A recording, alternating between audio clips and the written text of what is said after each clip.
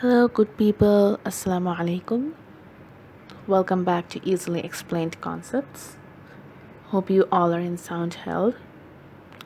So, today I'm here to talk about a new topic after a long time. I'd like to call it Cracking the Lit Rev Crisis. By Lit Rev, I mean Literature Review. So, without any further ado, let's get going. Oh, and if you didn't know who I am Maimuna Shafiqul Islam. I study in Brack University. Currently, I'm doing my master's in ELT and Applied Linguistics. And I'm in the first semester of my master's. Okay, so let's get going. Okay, so first of all, let's get familiar with the process of a literature review.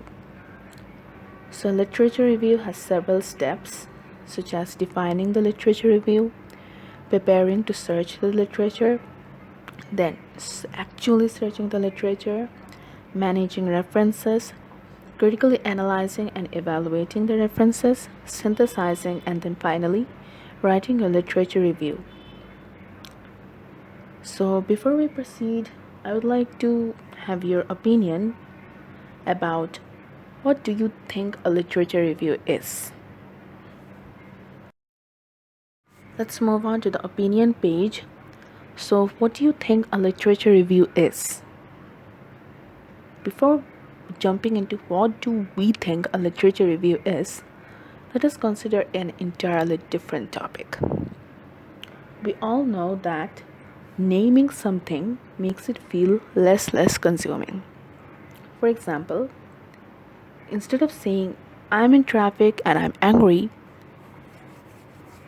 when you say I'm angry because I'm in traffic, it reminds us that it does not have to consume us completely and it's only a temporary situation which will pass. Similarly, when you know what a literature review is, when you can name the process of a literature review that this is a literature review, writing a literature review will become less overwhelming for you. And that's why I'm here for. Let's come to a more realistic example. Many of you have done counseling, I believe, or some of you have done counseling. You've seen that in counseling, when you name an emotion, it helps us to better contain and manage even the most difficult emotions. For example, let's come to a kind of concrete example. Coronavirus. Because the doctors were able to identify the virus as a virus, they were able to treat it. Had they not known whether it was a virus or whether it's a bacteria or a fungi, they would not have known how to treat it. Because they had it I figured you out, you're a virus, and we know an existing knowledge of how to deal with viruses, the antiviral medications and stuff. Now, I'm not going to let you, the virus, run the show. And that's why they were able to treat the symptoms, because they knew the symptoms. So literature reviews just like that. You first need to tell your readers that, look, this is what it is, this is what my topic is, and this is the existing stuff. It's like teaching your readers the background. That's what a lecturer does in every class. A lecturer comes, lectures you on the topic, and then gives you the exams to analyze through a set of questions or prompts. Okay? So if you have attended any such classes, make sure you note down, because these will be helpful when you're going to write your literature review. So, what is literature review? When we know we can define a literature review, we know what to do with it. Right? So, a literature review, or let's call it Lit Review for short, it's an in-depth critical analysis of published scholarly research related to a specific topic. The published scholarly research means the literature can include journal articles, books, book chapters, some thesis, dissertation, or some readings in a conference, anything. But what you must keep in mind is a solid literature review must be organized around and related directly to the thesis or the research question you are developing. It should synthesize the results into a summary of what is known and what is not known. It should convey the ideas of the controversy within the literature and formulate questions that need further research. And these questions eventually become your literature camp. Okay? So, shall we go and crack the literature review? Let's go.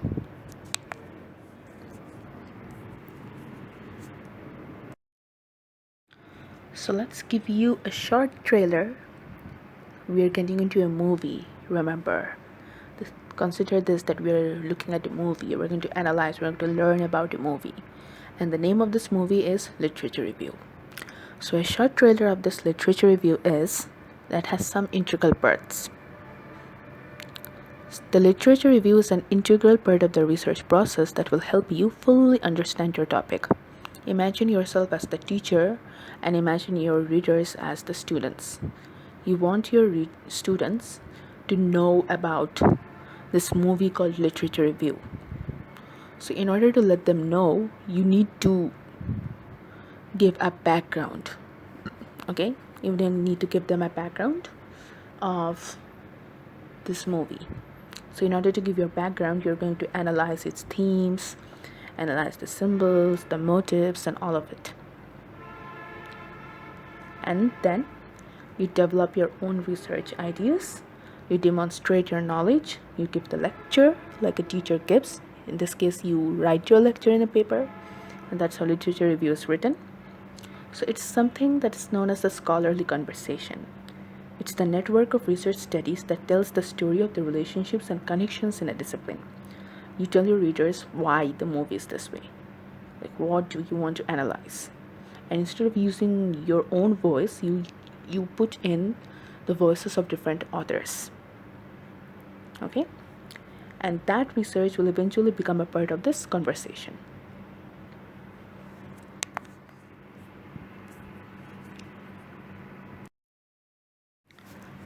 So my main purpose of doing this, conducting this, making this video is because some of my friends have joined masters and they are literally clueless about literature reviews. So if anyone else is facing the same issue, if they're clueless about literature review, there's no shame on you. Here I am, your rescuer, to rescue you and help you crack the literature review crisis. Okay. So many of you would say that, okay, my professor says that I have to write a literature review, so what do I do? Well, to begin, you have to know that when writing a literature review, the goal of the researcher, means you are a researcher since you're writing a literature review, is to determine that the current state of knowledge about a particular topic by asking, okay, what do we know or what do we not know about this issue? And in conducting this type of research, it is imperative to examine the several different sources to determine where the knowledge overlaps and where it falls short. So, you have to bear in mind that a literature review requires a synthesis of different subtopics to come to a greater understanding of the state of knowledge on a larger issue. It works like a jigsaw puzzle. The individual pieces, the individual arguments must be put together in order to reveal the whole state of knowledge. So when I tell this to my students, they ask me, okay, so basically I just read some articles and summarize them separately and just put them into a document. Is that what literature review is? No, I'm sorry. A literature review is not a summary. Rather than merely presenting a summary of each source, your literature review should be organized according to each subtopic discussed about the larger topic. For example, one section of the literature review might read, researcher number 1 suggests that A is true. Researcher B also agrees that A is true, but it points out that the effects of A may be different from those suggested by researcher number 1. It's clear that subtopic A is the main idea covered in the sentences, that both the researchers agree that concept A is true, but they disagree on the A's effects. There is both agreement and a disagreement. But what links the two arguments is the fact that they both concern the concept A. So now you might ask, okay, this seems like a lot information. How do I organize it? I'm feeling so much clueless. So here I am. Because the literature review is not a summary of the different sources, yes, I agree, it can be very difficult to keep your research organized. It's actually difficult to organize the information in a way that makes it look simple and makes your reader understand, makes you understand what you're writing. So we're here to crack the literature review crisis. By following the steps in this video, I hope that you will be able to write the literature review in no time.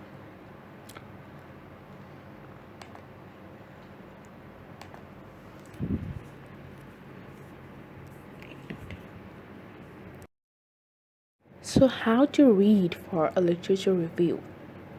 One thing you must keep in mind is that reading scholarly books and journal articles is not the same as reading a novel or your favorite online publication. There are strategies you need to learn for reading materials for the purpose of doing research.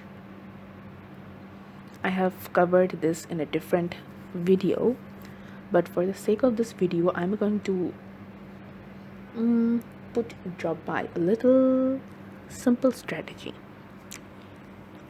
When reading scholarly books or journal articles, what you should focus on is there are many sections. There is the title, the abstract, the introduction, the methodology, findings, analysis, conclusion, right? So the first thing I really want you to know is when you're searching for your literature review, the part you should focus on most is the analysis. The analysis part of the journal article. You should read the title and determine whether it is relevant to what you're searching for. Then you should read the introduction. If you find any relevant articles in their citations, then the methodology part, you can skip it because the methodology part is actually intended for peer reviewing. It's not for you, okay? So you can skip it. The findings are merely raw data without interpretation, so you can skip that as well. You should directly jump to the analysis and the conclusion. That's where you find what the authors have talked about your topic, and that's where you start your reading from.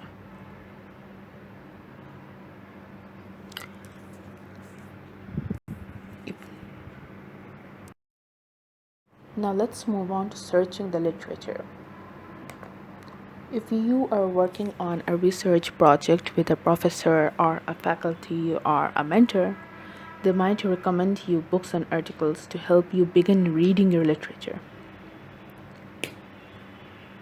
So to locate this materials all while starting to read them, to search them, there are a few suggestions as you search the literature.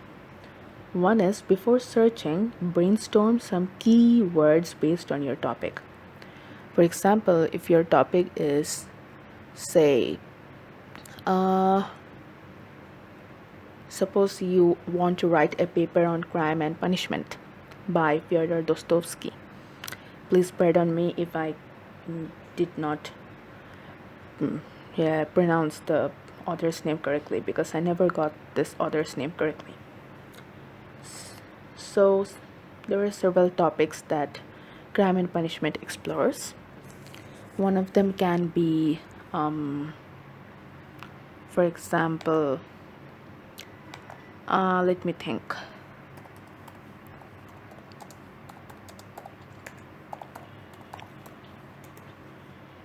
Criminality, morality, guilt, then madness and intoxication, like what does it mean to be in one's right mind. Then we have money, poverty, family, coincidence, free will, and so on. So suppose your topic is madness and intoxication. So how do you search? You should search by,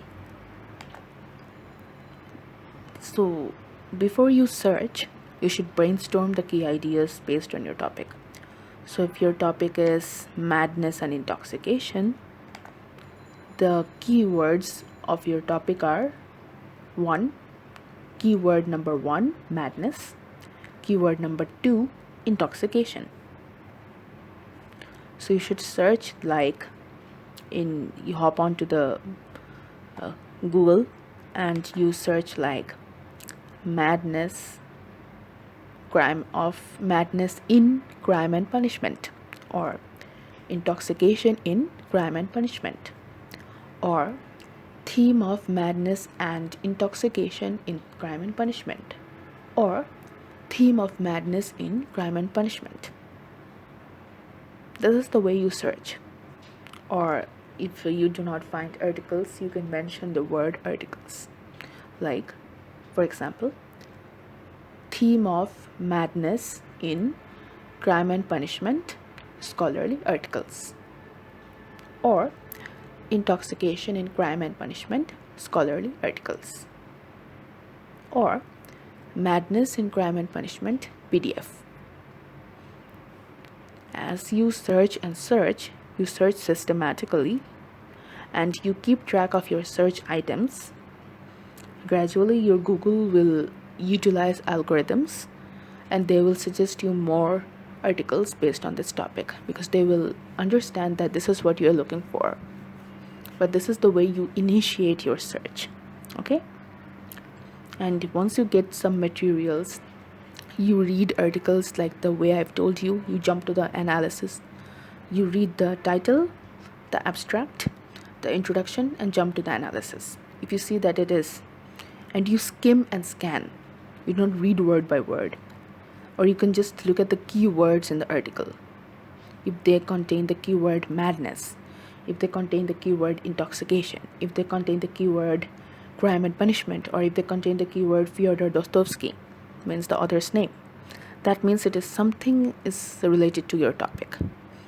What you do, you create a folder in your computer or PC or laptop or whatever it is that you're using, and you save the material. You download the article, you save it. If you cannot download the article, if the article is, suppose there's an URL, you copy paste the URL in your MS Word. Okay? Or if you are not that much of a bookmark person, or you do not like to copy and paste, you don't like to save and all, you can bookmark those articles. But it would be better if you download and save the materials in a folder. That would be easier for you when you want to read again through the literature. It would save time. Okay? Then there are actually 3 ways you can search the literature when you are in a shortage of time. One is super searching, next full text searching, and next citation searching. So let's move on to super searching.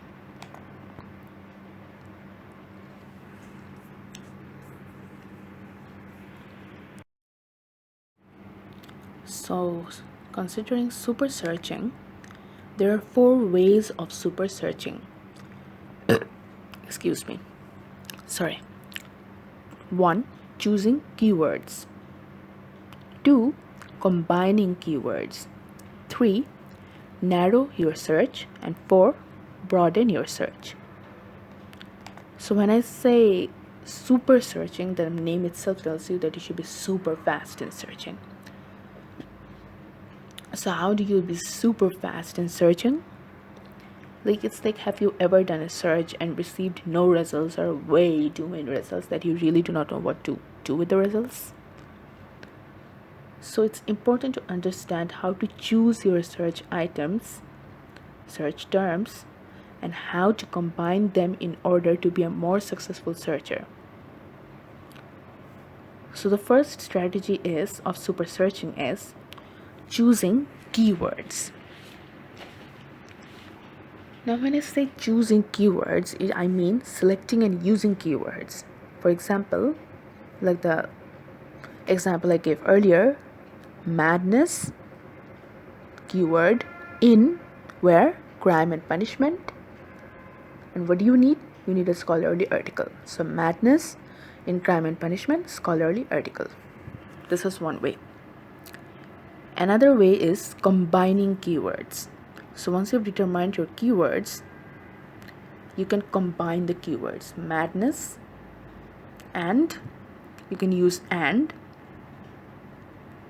intoxication.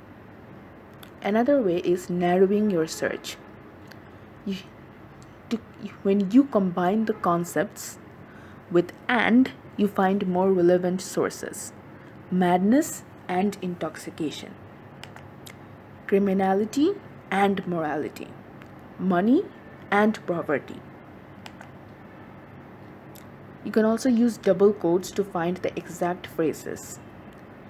For example, if you consider a quote in crime and punishment, let's think of a quote.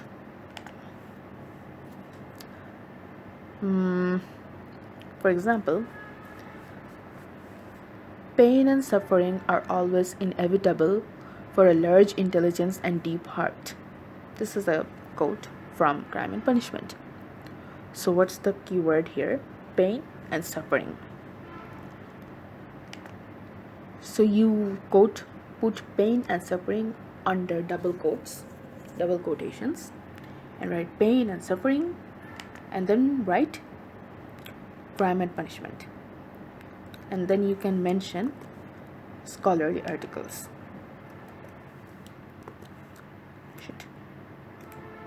I'm sure you're going to find some or at least one literature.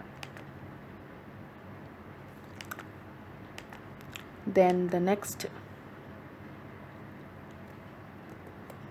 pain and suffering, crime and punishment. Here we go. Scholarly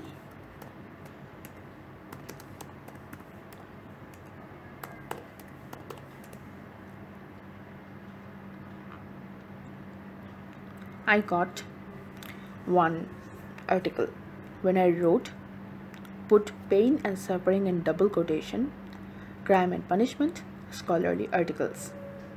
I got a PDF of scholarly article. It's from Liberty University.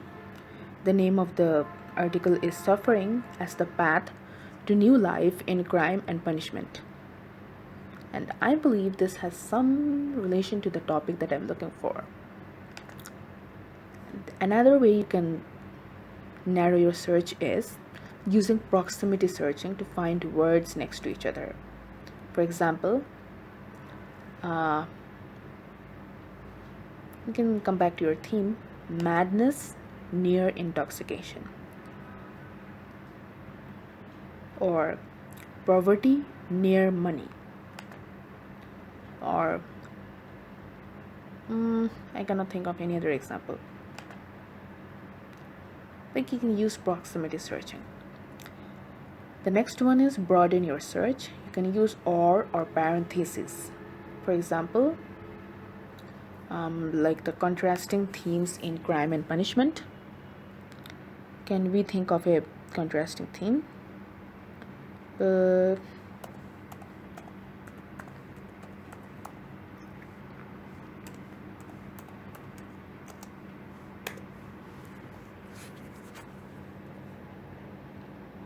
One of the theme of crime and punishment is alienation, right? Raskolnikov's bride separates him from the society. So it's like he's alienated, isn't it? So you can write alienation versus wanting to be in the society, anything like that. Or money versus family, money or family in crime and punishment. Let's search what happens, money or family in crime and punishment. Yep, I got something. I got an article from I got many articles. I got articles from National Bureau of Economic Research. I got an article from the Classical Journal. I got an article from the ResearchGate. The ResearchGate's one is dating 2018. Then Analysis of Crime and Punishment. The Classical Journal, I got it 2021.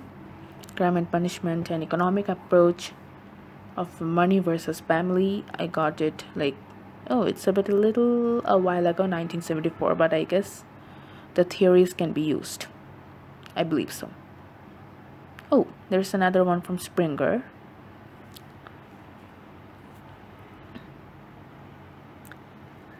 The Natural Meaning of Crime and Punishment, Denying the Youth. So there are a lot of articles, and this is how this searching happens. Great. So this is the strategies. So now next, move on to our next way of searching is full text searching. So what is full text searching? Searching some text inside extensive text data stored electronically and returning results that contain some or all of the words. For example, pain and suffering. That's like a quotation that we got from the from Crime and Punishment, the text. When you do full text searching, you are more likely to find relevant articles than searching only the abstracts. And then when you search and search, the algorithms tune in and provide a starting point for their future work. There's another way, citation searching. Means like when you read an article, there are references at the end. So what you can do is you can citation search. Citation searching means that it tells you the ideas or theories that influenced the author, and you can do background citation searching. For example, you open an article from Crime and Punishment. Let's open an article. Let's open this article. The relationship between debt and crime.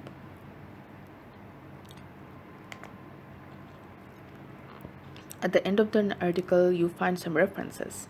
Then what you can do is you can copy one of the references, paste it on Google, and then you can go to that reference and see for yourself whether you can get some new ideas or concepts that can help in your literature review, and that can add in an extra vibe to your literature review. And you can use those articles, those resources separately in your literature review. And if you have this you want to expand your literature, that's how you do it.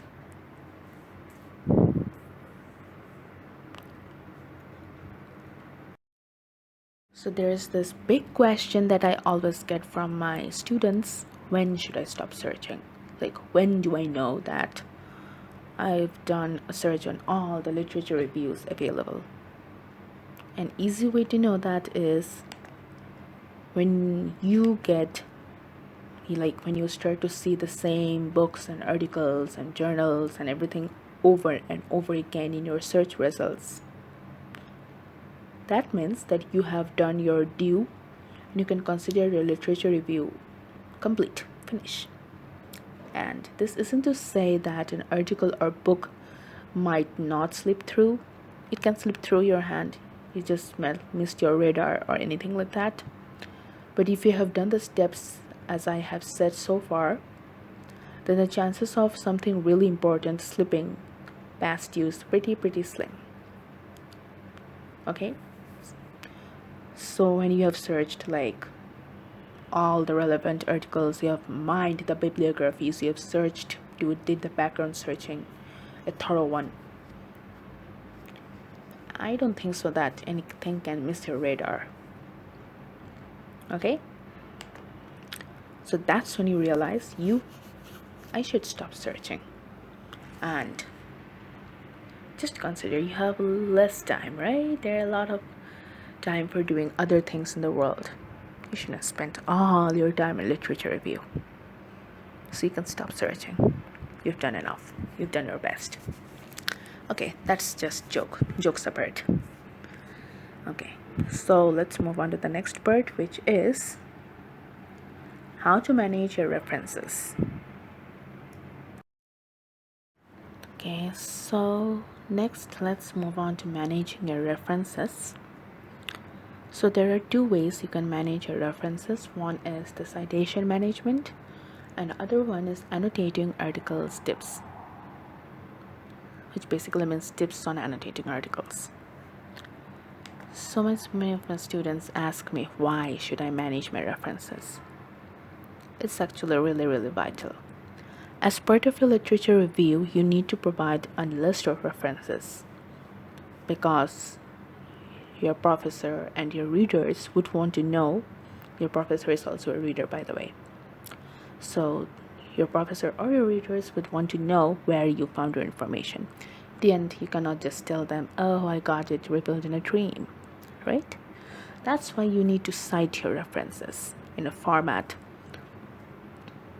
And if it's literature, you follow the MLA guide. And if it is linguistics, you follow the APA guide, APA 7. And for literature, as far as I know, since I'm from linguistics, I think it's MLA 8, but please check in with your professor and don't blame me afterwards. So the big question, why should I cite my sources? Why can't I just say, oh, it was revealed to me in a dream?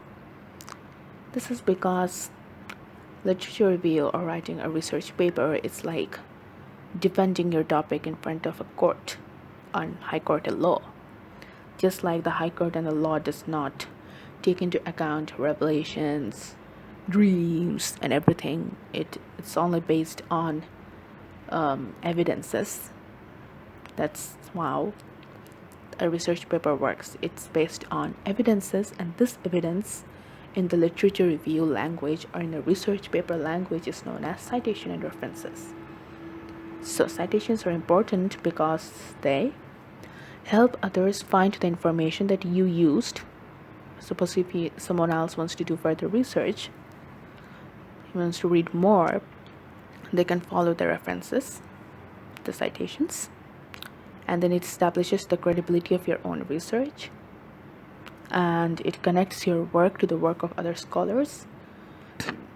By citing, you can bring in the work of other scholars that might often go unnoticed, and then it shows which scholars you are in a conversation with. It is the credibility, look, I'm with this scholar.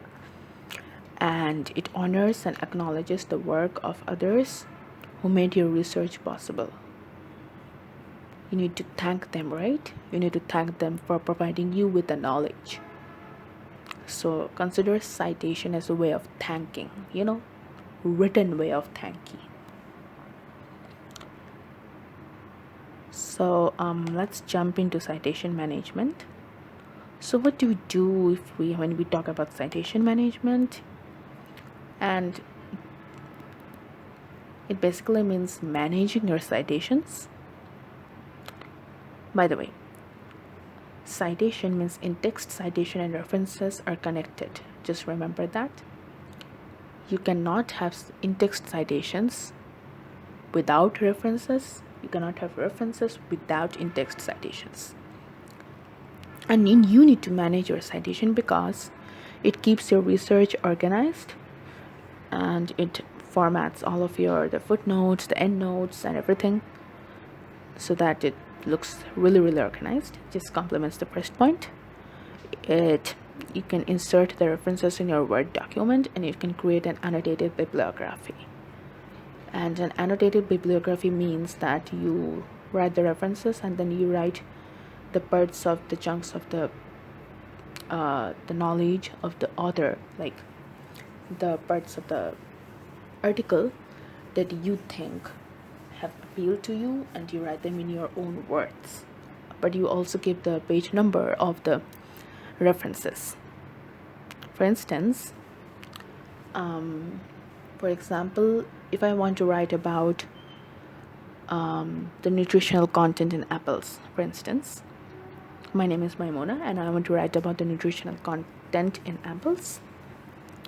So I have took a quote from someone's work and I want to refer to someone. So what would I do? For example, if you have told me that apples have a high fructose content, for instance, this is an example. Apples have a high fructose content, page number 22, year 2020. And now I want to cite this in my article. So I would say, according to, let's give you a name. Your name is Daisy. According to Daisy, apples have a high fructose content. In text citation, Daisy, comma, I mention the page number, the year, and then I end it. And then in the references I write, I have mentioned this in the annotated bibliography. I've mentioned that I've mentioned this information because by considering the fructose content, I'm going to consider the glucose content. So this is my own word, and this is what I'm putting inside the sentence in order to, so this is how I annotate. I put in my idea, like the quotation, and then I put in my knowledge. And then I say, okay, this is what I'm going to put in my analysis, and that's how you annotate. Okay, I hope this is clear. And then there are several ways of annotating. As you can see in the picture, the annotation that I just told now, it's my own viewpoint. It's like when you read suppose you read an interesting book, you read Crime and Punishment, and you come across this paragraph, and you want to write your thoughts on it. So you write them in the left-hand page corner, in the margin. So the little note that you write in the margin, that is annotation. You also underline important quotations that you like from the book. So that's also a part of annotation. Or you put a question mark over unclear ideas, that's also a part of annotation. You use boxes for transitional words or something that introduces a new paragraph or a new concept. And then use circles to point out unknown words if you are reading to enrich your vocabulary. And all of this falls under annotation. And that's how you manage your references. And I hope this is clear. And I know this was not very much clear. It would have been better if I could give you a glimpse of how to do it in Word, but since my laptop is just having some weird technical issues right now, I cannot record this video in Zoom or Google, and I have to just insert voices. That's why I'll do it in another video. Just drop by in the comments if you need another video on this, like a single video about managing your references, and I'll do it. So for the time being, let's move on to our next concept in literature reviewing. It's like critically analyzing and evaluating the literature review.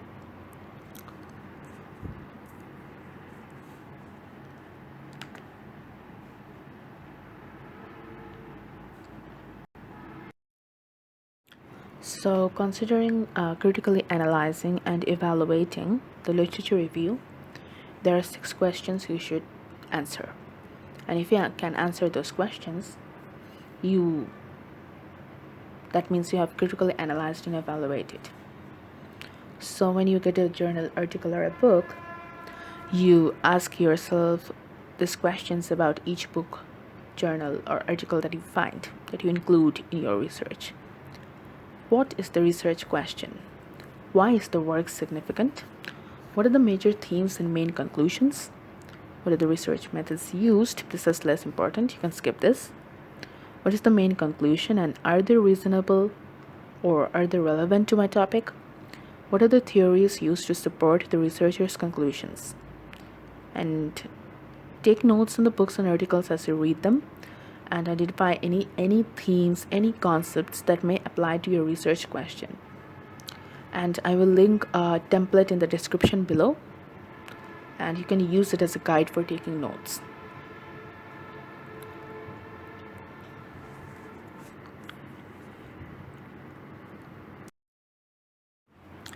So now let's come to the most important part, synthesize. What is it? Synthesize. Okay. So what do I mean when I say synthesize? It means that this is the point where you sort the articles and the books by themes or categories in preparation for writing your literature review. You can sort your literature review in various ways. For example, by themes or concepts, or by historical or chronologically tracing a research question across time. For example, if it's a historical issue that you are writing about. But for example, your topic is of crime and punishment, and you want to explore the themes like madness and intoxication, or moral blurriness and bad faith, or money and poverty, pain and suffering, right? So in that case, what you have to do is you have to discover the relationship between the sources. I think you can see in the picture below, in the slide. You identify the major themes and concepts, identify the critical gaps and disagreements, and then review the literature. How? You describe, you summarize the ideas. You don't summarize not the ideas. There some people make this mistake. You don't summarize the ideas, you summarize the authors. This is how you compare and contrast, you critically evaluate, analyze, and organize. So as you can see in this picture, the first, consider these white things as the documents. You can label this one as important, one as out of scope, one as good article, and one as weak argument. And this, the one in the middle, the one written support and refute, that can be your main. So you can see how it supports or refutes your argument. And then you can develop 3 concepts: concept A, concept B, concept C.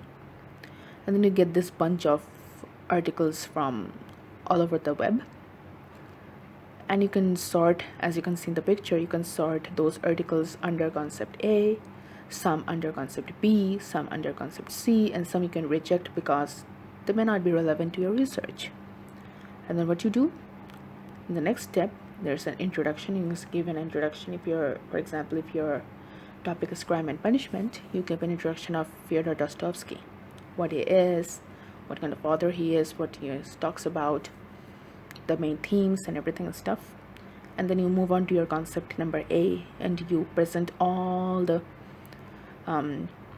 authors that have spoken on the behalf of concept A. You move on to concept B, you talk about all the authors that have talked on the behalf of concept B. You compare and contrast. You use this all 6 ways: describe, summarize, compare, contrast, critically evaluate, analyze, organize. All of these concepts, ideas, you put in concept B and you talk about the authors. Okay, they're ideas. Concept B means idea. Okay, and then the same thing you do for concept C, and if you have any more, concept D, E, F, anything, and then put your conclusion, as in you identify the literature gaps. This is where the literature gap is. For example, if you find that the article do not talk about something that you're looking for, say you want to talk about moral blurriness or moral ambiguity in crime and punishment, and you do not find any such article which actually talks about it, so you can mention in your conclusion that I found the literature gap, that although crime and punishment talks about morality, it does not talk about, I found no such article that talks about the moral ambiguity. You can mention that in a conclusion and say, oh, this is the literature gap. Okay, and that's what we mean by synthesize.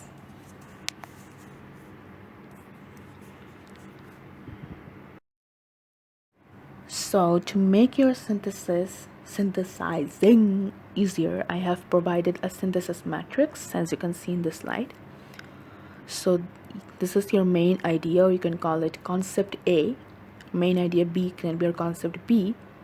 Source 1, 2, 3, 4. These sources are include. In place of these sources, you write the name of the author of the articles. And I have provided an example. For example, your topic is women in World War II, and the main idea is alteration of women's roles because of World War II. Then you can see this first row. It contains the name of the authors, and if you read them, you will see that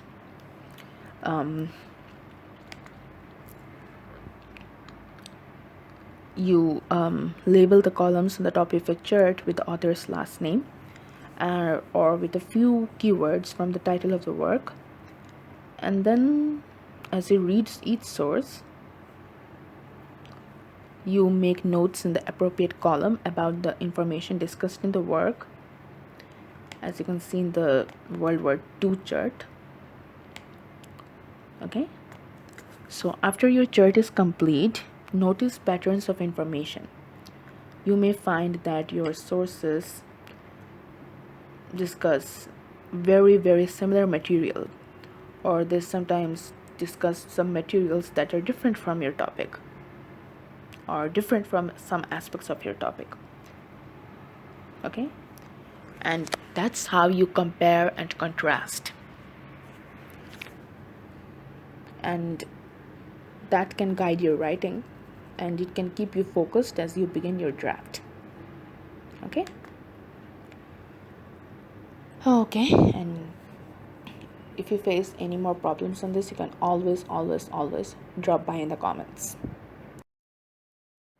Finally, write the literature review. Unlike an annotated bibliography that summarizes sources in a list, a literature review discusses the themes, the trends, the theories in a prose format.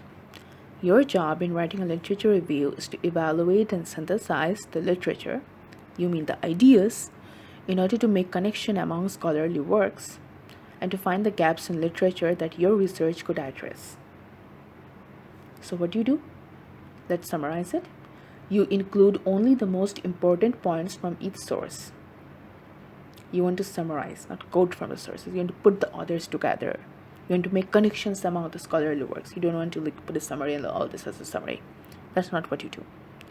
Include your own conclusions from analyzing, evaluating, and synthesizing what you learned from the articles. That you okay, this is what I mean, and this is what I found as the literature gap. Okay? And be sure that you're accurately representing the scholar's work in your own words. For example, you say, oh, although researcher A said this, researcher B disagreed to this by saying that this is what happened, right? Okay, so even if you write it in your own words, you should always, like, even if you paraphrase it, you should always cite using MLA.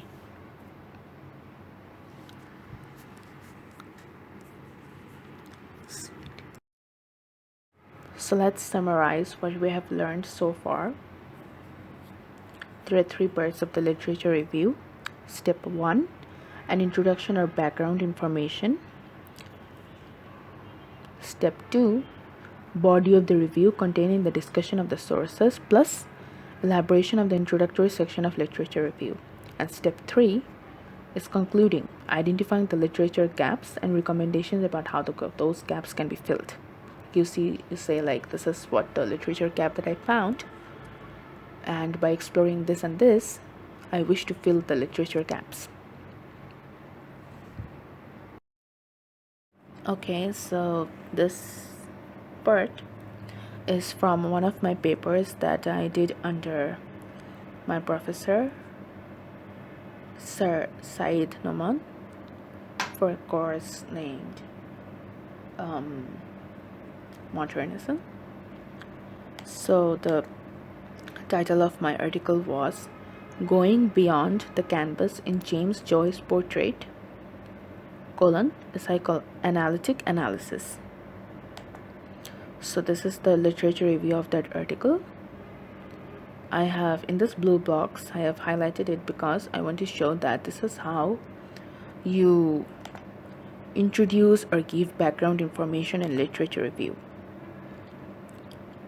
I've talked about James Joyce's Portrait of a Young Man, and I've said that it's a 19th century novel that describes the evolution and creation of an artist. To be more specific, it's a Kunjas Roman, meaning I cannot yet accurately pronounce this word, meaning a narrative about how a person reaches his artistry and maturity of a young artist. And then I went on to talk about the language of the novel, about the narrator, and I gave a citation from Dibble 32. And that's how you introduce your literature review to the readers. This is just an example. You can introduce in any way you like. I just give an example to help you get started. I hope it works. This is the step 2 of literature review, elaboration of introductory section of literature review. So you see I began with in this blue box you can see I began with a transition word called furthermore, and then I talked about some epical qualities in the novel, for example the title, which gives away the subject matter of the novel. And this is how I elaborated the introductory section of the literature review. And then the next step, the step 3 of literature review, is identifying the literature gaps and recommendation how the gaps can be filled. So you can see in this blue box, I began with the transition word in summation, signaling that I am concluding my literature my literature review. And then I talked about one article where I found a relevant one. There's something that I want to explore, but I also made it clear that the approach is very limited,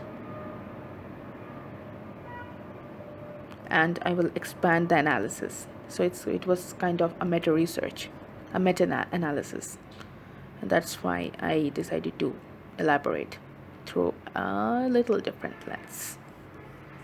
So this is how you signal that you're ending a literature review, and that's how you recommend how your gaps can be filled. As I said, like, his views match mine, but as mentioned, I will expand the analysis. You can say, okay, I found a little like that, but I did not find this, or I did not find that, or I want to elaborate like this. That's how you say, and that's how you recommend about how your literature gap will be filled. The next one, you can see this is a list of my literature review. It's a screenshot from the navigation pane. This is my undergraduate thesis. My undergraduate thesis topic was assessment styles and students' mental health at Bangladeshi private universities. So it was about assessment styles and mental health, and that's why, as you can see from the title, so that's why I talked about what assessment is, and then I move on to talk about the principles of assessment, the types of assessment, and then since it was the pandemic time, I decided to explore online assessment as a category. And then I talked about assessment in Bangladesh because the title gives away that location is in Bangladesh, because the title talks about a Bangladeshi private university. And then I went on to describe that there are two types of universities. For example, because if my for example, if my article is read by a foreign student, they should know that there are two types of universities. But then this has to say about why I'm focusing on private universities. And then I didn't mean to say that there were no effects of online assessment. It did exist before, but then why I want to reassess that, like why I want to look back at it, because that's why I put it like that. Lack of existing research on mental health impacts. And then I talked about some types of mental health, because I will be talking about students' mental health, and that's why I need to make my readers aware of the symptoms. As I said in the beginning of this video, that if you don't know the symptoms, you do not know what problem that someone has, right? That's why I choose to educate my readers about some types of mental health in the literature review. And then finally I talk about relationship between assessment and mental health. I talk about some articles which talk about some relationship. Actually, they talked about class tests and stuff, but there was very little focus on private universities and their assessment. So that's my literature gap, and that's I thought that by looking at this, you can have an idea about how a literature review can be broken into different parts, and how you can talk about each part, and how each section of a literature review connects to the main theme or topic that you're trying to explore. Okay, I hope this gives you an idea. If it doesn't, drop by in the comments. I'm here to help. Now next, move on to the some relational words and phrases that you can use in literature review. Here are some relational words and phrases that you can use while talking about different concepts, comparing, contrasting concepts, describing our concepts in the literature review. For example, on the other hand, on one hand, this writer elaborates, that writer is in agreement with, or on a broader scope, in a narrower scope, or the author breaks out of the paradigm and goes beyond, or this part is often misinterpreted as blah blah blah. You add in. That's how you add in and explain your literature review. And I hope this entire idea of cracking the literature review is now clear to you. Finally, I thank you for listening. I hope by this time you got some idea of how to crack the literature review crisis, and I think I gave you some insights about how to write your literature review. I cannot just give away the topic or just say, okay, yeah, this is how you do blah blah blah, prescribe. I can only describe the ideas so that you can use this video as a template for writing future literature reviews. But if you have any more questions, any more queries about any part of this video, about any concept discussed in this video, You're always free to reach out in the comments. Please drop by. I'm always here to help you. And stay well, stay sound, and please take care of your mental health. Bye.